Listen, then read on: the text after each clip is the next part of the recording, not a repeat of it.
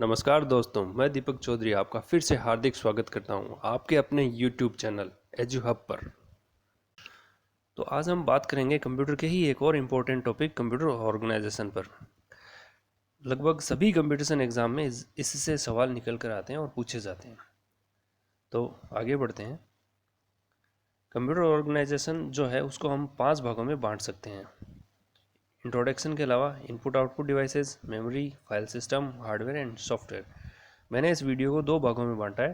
पहला अपन introduction and input output devices को लेंगे और उसके बाद अपन memory, file system and hardware and software को लेंगे, ताकि वीडियो थोड़ा बड़ा न बन जाए। ठीक है, आगे बढ़ते हैं। तो शुरू करते हैं। सबसे पहले कंप्यूटर ऑर्गेनाइजेशन होता क्या है। कंप्यूटर ऑर्गेनाइजेशन जो है कंप्यूटर की स्ट्रक्चर को ही कहते हैं, यानी कंप्यूटर का काम कैसे होता है, कंप्यूटर कैसे काम करता है, इसका ढांचा कैसा होता है। कंप्यूटर एक्चुअली ये टॉपिक जो है वो हमें बताता है कि कंप्यूटर सिस्टम की सभी यूनिट्स कैसे प्रॉपर एक दूसरे से कनेक्टेड या कह सकते हैं इंटरकनेक्टेड और कम्युनिकेट करती है और कैसे इनको व्यवस्थित रखा जाता है। ठीक है, तो स्टार्ट करते हैं। ये कंप्यूटर का हम कह सकते हैं कि बेसिक स्ट्रक्चर होता है। ठीक है, कंप्यूटर के स्ट्रक्चर को हम 3 भागों में बांट सकते हैं। एक पहला है प्रोसेसर, मेमोरी और तीसरा है input output device. Processor, memory and input output devices. यहाँ एक मेन क्वेश्चन उठता है कि कंप्यूटर चाहे कोई सा भी हो, चाहे आपका पीसी हो, चाहे लैपटॉप हो, इवन माइक्रोवेव ओवन हो या रिमोट हो टीवी वाला, या आपका मोबाइल हो या कोई सी भी डिवाइसेस हो जिसके अंदर प्रोसेसर लगता है, वो डिवाइस जो हम जनरल भाषा में जिसे हम कंप्यूटर भी कहते हैं, इसका मेन बेसिक फंक्शन क्या है, यानी कंप्यूटर का बेसिक फंक्शन क्या है, the basic function of computer. तो बेसिक फंक्शन जो कंप्यूटर का होता है वो है किसी भी प्रोग्राम को एग्जीक्यूट करना। एग्जीक्यूट है प्रोग्राम। अब यहाँ एक और सवाल उठता है कि प्रोग्राम क्या होते हैं।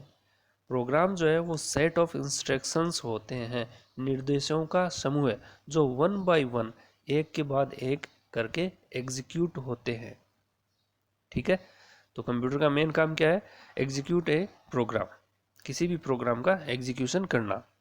ठीक है, तो अब एक और सवाल, क्या एग्जीक्यूशन जो है किसी भी प्रोग्राम का पूरे कंप्यूटर यूनिट के द्वारा किया जाता है? नहीं, तो फिर ये केवल प्रोसेसर के द्वारा किया जाता है। प्रोग्राम का एग्जीक्यूशन जो है वो प्रोसेसर के द्वारा किया जाता है। तो प्रोसेसर का जो मेन काम है वो है किसी भी प्रोग्राम को एग्जीक्यूट करना। ठीक है, तो प्रोसेसर को हम 2 भागों में बांट सकते हैं। पहला तो है कंट्रोल यूनिट, दूसरा है एएलयू। कंट्रोल यूनिट का काम होता है पूरी यूनिट को कंट्रोल करना। कंट्रोल यूनिट का काम होता है पूरी यूनिट को कंट्रोल करना। एएलयू अर्थमेटिक लॉजिकल यूनिट, किसी भी गणितीय क्रियाओं को या तार्किक निर्णय या लॉजिकल डिसीजन जो लेना है वो एएलयू के द्वारा किया जाता है। ठीक है, तो एक और सवाल, क्या प्रोग्राम प्रोसेसर के अंदर ही होते हैं?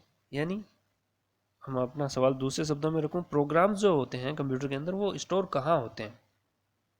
ठीक है, प्रोसेसर के अंदर होता है? नहीं, तो प्रोग्राम जो होते हैं वो मेमोरी के अंदर होते हैं। प्रोग्राम चाहे आपका डेटा, सभी चीज़ें वो सारी मेमोरी के अंदर होती है। चाहे आपका प्रोग्राम फाइल हो, चाहे मूवीज़ हो, आपकी सॉन्ग्स हो, आपके पिक्चर्स हो, वगैरह वगैरह, जितने भी डेटा होते हैं वो सब मेमोरी के अंदर होते हैं, स्टोर रहते हैं। ठीक है, तो ये काम कैसे करता है, सीपीयू जो है वो पहले मेमोरी से डेटा फेच करता है। फेच करना किसे कहते हैं, डेटा को एक्सेस करके प्रोसेसर की मेमोरी के अंदर, इसके अंदर भी एक मेमोरी अलग से होती है, प्रोसेसर के अंदर लोड करता है और उनको उस दूसरा काम होता है उसके बाद में उसको डिकोड करना। डिकोड करना का मतलब होता है उसको मशीन लेवल लैंग्वेज में कन्वर्ट करके ये ज्ञात करना कि एक्चुअल में निर्देश क्या मिला है। प्रोग्राम जैसा कि अपन ने पहले भी अभी डिस्कस किया था, प्रोग्राम मतलब सेट ऑफ इंस्ट्रक्शन, निर्देशों का समूह है।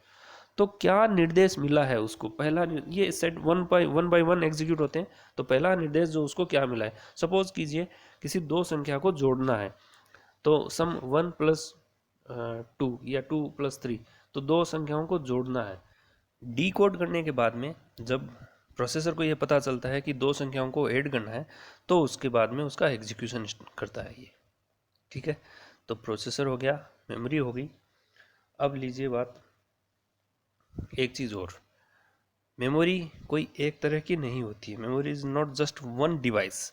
मेमोरी कई तरह की हो सकती है, जैसे hard disk, floppy disk, CD, DVD, pen drive, memory card, RAM, ROM वगैरह वगैरह।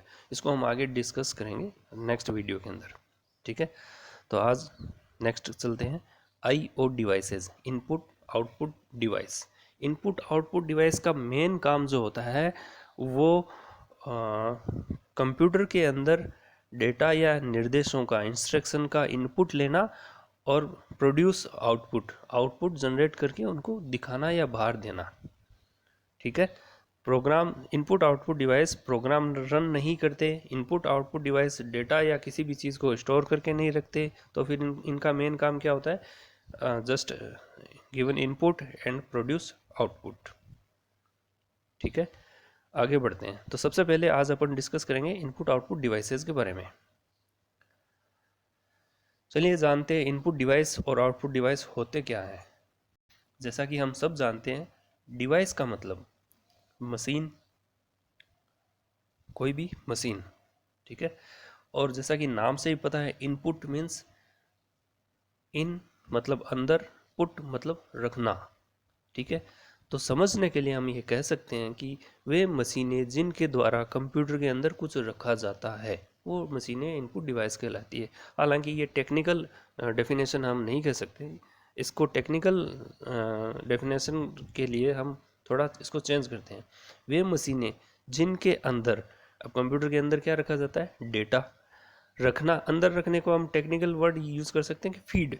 तो वे मशीनें जिनके द्वारा डेटा फीड किया जाता है, ठीक है, वो इनपुट डिवाइस कहलाती है। तो जिनके द्वारा कंप्यूटर को कोई भी डेटा प्रोवाइड करते हैं या कोई भी इंफॉर्मेशन प्रोवाइड करते हैं, उन सब को हम क्या कहते हैं, इनपुट डिवाइस कहते हैं। ठीक है, वैसे ही आप लीजिए आउटपुट डिवाइस, वे मशीनें जिनकी सहायता से रिजल्ट प्राप्त किए जाते हैं, वो आउटपुट डिवाइस कहलाती है। ठीक है, कोई भी रिजल्ट लेना या कोई भी इंफॉर्मेशन उससे प्राप्त करना, वो आउटपुट डिवाइस कहलाती है। आगे बढ़ते हैं, इनपुट और आउटपुट डिवाइसेस कौन कौन सी हो सकती है ये सब देखने के लिए। तो सबसे पहले आता है इनपुट डिवाइस का, पहला इनपुट डिवाइस का टाइप्स जो है कीबोर्ड। कीबोर्ड, जैसा कि हम सब जानते हैं कि कीबोर्ड जो है सबसे कॉमन और पॉपुलर इनपुट डिवाइस है, जो कि कंप्यूटर डेटा को इनपुट करने के लिए काम में लिया जाता है। दोस्तों कीबोर्ड जो है, कीबोर्ड के अंदर लगभग 104 या 108 कीज़ का कीबोर्ड होता है, जो इनपुट के लिए काम में लिया जाता है, जिसके थ्रू आप डेटा इनपुट कर सकते हो और इंस्ट्रक्शन डाल सकते हो। इनमें कुछ एक कीज़ मैं आपको बता देता हूँ। सबसे ऊपर वाली लाइन में एस्केप होता है। एस्केप मतलब बच निकलना, मतलब किसी कमांड को कैंसिल करना। लगभग कुछ कुछ कंडीशन तक आप कैंसिल कर सकते हो, उसके लिए आप एस्केप काम में ले सकते हो। अगली कीज़ है F1 2 3 4 एंड करके एंड सो ऑन 12 तक। F12 ये फंक्शन कीज़ कहलाती है। फंक्शन 1 F1 मोस्टली, जैसे F1 जो है वो हेल्प के लिए काम में लिया जाता है, शॉर्टकट है हेल्प के लिए। ठीक है, वैसे ही अलग अलग एप्लीकेशन के अंदर अलग अलग कमांड इनके थ्रू स्टोर रहते हैं। F1 F2 F3 F4 F5 and so on. तो F12 तक ये होती है। एक कीज़ होता है ये बैक स्पेस, और ये डिलीट कीज़ आपके किसी करेक्टर को डिलीट करने के लिए ये काम में ली जाती है। ये एडिटिंग कीज़ कहलाती है। जैसे बैक स्पेस डिलीट हुआ, वैसे ही एरो कीज़ एक कर्सर को मूव करवाने के काम में आता है। और ये जो है आपका सिंपल आपका कीबोर्ड है, जो आप स्टैंडर्ड कीज़ का कीबोर्ड आप देखते हैं वो यूज़ होता है। इनके अंदर एक टॉगल की करके और होती है, टॉगल कीज़ कहलाती है, जो एक बार प्रेस करने पर ऑन हो जाती है और एक बार प्रेस करने पर ऑफ हो जाती है। जैसे कीबोर्ड है, सॉरी जैसे कैप्स लॉक है। कैप्स लॉक अगर आप एक बार ऑन कर देंगे तो आप जितना भी आप टाइप करेंगे सभी अक्षर कैपिटल के रूप में लिखे जाएंगे। जैसे पहली ABCD आप कह सकते हो, या बड़े अक्षरों में लिखे जाएंगे। अगर आपने दोबारा कैप्स लॉक दबा दिया तो कैप्स लॉक जो है वो ऑफ हो जाएगा, और उसके बाद आप जो भी आप टाइप करेंगे वो सब स्मॉल कीज़ में, एक स्मॉल अक्षर छोटे अक्षरों में लिखे जाएंगे। ठीक है, इसके बाद आता है ये स्पेस बार। दो शब्दों के बीच में सिंगल कैरेक्टर एक अक्षर जितना स्पेस डालने के लिए आप स्पेस बार यूज़ करते हैं। नेक्स्ट है एक आपका ये टैब, एक जैसे 5 या 8 अक्षरों का स्पेस डालने के लिए आप टैब यूज़ करते हैं। ठीक है, आगे बढ़ते हैं। नेक्स्ट आपके आता है इनपुट डिवाइस के अंदर माउस। माउस के अंदर दो बटन होते हैं, लेफ्ट राइट बटन, और एक होता है स्क्रॉल, जो कि पेज को अप एंड डाउन करने के काम में लेते हैं स्क्रॉल। ठीक है, माउस को जिस डायरेक्शन में आप मूव करोगे उसी डायरेक्शन में मॉनिटर पे दिखने वाला एरो जो है वो मूव होगा। आमतौर पर ये भी पॉइंटिंग डिवाइस के नाम से भी जानी जाती है। ठीक है, नेक्स्ट आता है जॉयस्टिक। ये गेम्स एप्लीकेशन में काम में ली जाती है। गेम्स खेलना हो अगर कंप्यूटर के अंदर तो आपको माउस की बजाय अगर आप यूज़ लेते हैं जॉयस्टिक तो आपको गेम खेलने में आसानी रहती है। तो गेम्स खेलने के लिए जॉयस्टिक काम में लिया जाता है, जो कि इनपुट डिवाइस होती है। ये भी पॉइंटिंग डिवाइस के नाम से भी जानी जाती है और गेम्स एप्लीकेशन में काम में ली जाती है। नेक्स्ट आ जाइए स्कैनर। स्कैनर जो है ये इमेज को कैप्चर करके डिजिटल फॉर्मेट में कन्वर्ट करके कंप्यूटर को सेंड करता है। ये एक फोटोकॉपी की तरह होता है, ये भी इनपुट डिवाइस है। ये फोटोकॉपी की तरह होती है, फोटोकॉपी की तरह ही काम करती है। ये इमेज को कैप्चर करता है और उसको डिजिटल फॉर्मेट में चेंज करके कंप्यूटर को सेंड कर सकता है। तो इसकी मदद से हम फोटोज़ को कंप्यूटर के अंदर इनपुट करवा के उनको सेव कर सकते हैं, जो आगे जब भी कभी ज़रूरत पड़े तो आप उनको देख सकते हो, फ़ोटो को एडिट भी कर सकते हो वगैरह वगैरह। नेक्स्ट आता है माइक्रोफोन। अपनी आवाज़ को कंप्यूटर के अंदर सेव करने या डालने के लिए या साउंड ध्वनि टाइप फाइल को कंप्यूटर के अंदर स्टोर करने के लिए माइक्रोफोन काम में लिया जाता है। ये भी इनपुट डिवाइस है। ये आवाज़ को इनपुट करने के काम में लिया जाता है। माइक के द्वारा ध्वनियों को कैप्चर करके उनको डिजिटल फॉर्मेट में कन्वर्ट करके कंप्यूटर को ये सेंड कर देता है और वहाँ सेव रहती है। नेक्स्ट है MICR, magnetic ink character recognition. कुछ लोग इसको मैग्नेटिक इंक कैरेक्टर रीडर भी बोलते हैं, पर जो सही फुल फॉर्म इसका होगा मैग्नेटिक इंक कैरेक्टर रिकॉग्नाइजेशन ही होगा। दरअसल ये बैंकों में काम में लिया जाता है, ये भी इनपुट डिवाइस है और कुछ मैग्नेटिक इंक से लिखे हुए कैरेक्टर को ये रीड करता है। जैसे चेक पे लिखे होते हैं, जैसे ये इस तरह से ये कुछ लिखा हुआ है इनको, या इसी तरह से इधर भी कुछ लिखे हुए होते हैं चेक पर, उन टेक्स्ट को रीड करने के लिए ये काम में ली जाती है। इनपुट डिवाइस है जो ज़्यादातर बैंकों में काम में ली जाती है। नेक्स्ट आपके आता है OCR, optical character recognition. OCR भी इनपुट डिवाइस ही है। ये प्रिंटेड टेक्स्ट को रीड हम इसके द्वारा कर सकते हैं। जैसा कि आप फोटो में देख रहे हो, ये एक डिवाइस है और इसके थ्रू ये जो लिखा हुआ टेक्स्ट है उनको कंप्यूटर के अंदर रीड करके कन्वर्ट करके स्टोर किया जा सकता है। वो ये वापस एज इट इज़ फाइल में वहाँ पे स्टोर हो जाती है कंप्यूटर के अंदर। अब आपके आता है आउटपुट डिवाइसेस, यानी वो डिवाइस जिनकी सहायता से कंप्यूटर से हम रिजल्ट प्राप्त करते हैं। आउटपुट डिवाइसेस की अगर बात करें तो सबसे पहला और मेन जो डिवाइस होती है वो है मॉनिटर।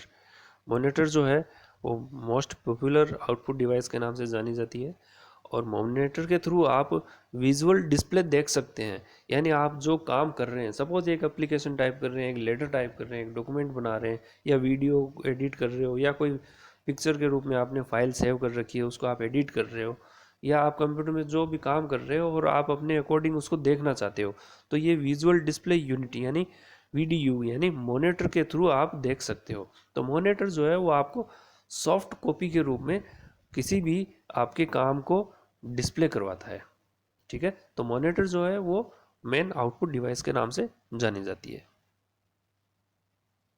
स्पीकर्स, अगर हम अपनी आवाज़ को कंप्यूटर के अंदर सेव कर सकते हैं तो कंप्यूटर के अंदर रक्षित या सेव आवाज़ को, वॉइस को हम बाहर सुन भी सकते हैं। ये आपकी MP3 भी हो सकती है, आपके खुद के द्वारा कुछ गाया हुआ गाना भी हो सकता है, या कोई बोल के कोई रिकॉर्ड की हुई कोई फाइल भी हो सकती है। तो उनको वापस बाहर लेने के लिए या हम आउटपुट जो है वो साउंड के रूप में लेने के लिए स्पीकर काम में लेते हैं। स्पीकर के थ्रू आपका डिजिटल डेटा जो है वो वॉइस में कन्वर्ट होके आपको सुनाई दे जाता है। नेक्स्ट इंपॉर्टेंट आउटपुट डिवाइस है प्रिंटर। प्रिंटर भी आपका मेन आउटपुट डिवाइस के रूप में जाना जाता है।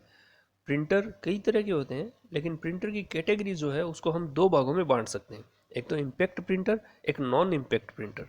इम्पैक्ट प्रिंटर वे प्रिंटर होते हैं जो किसी सतह पर चोट करके उस चोट का इम्प्रेशन जो है किसी पेपर पर प्रिंट करके लिया जाता है, तो इसीलिए इसको इम्पैक्ट प्रिंटर के नाम से जाना जाता है।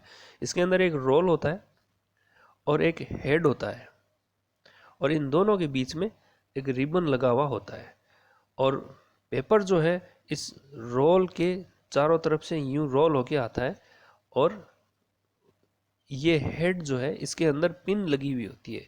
किसी के अंदर 9 पिन होती है, किसी के अंदर 24 पिन का प्रिंटर होता है।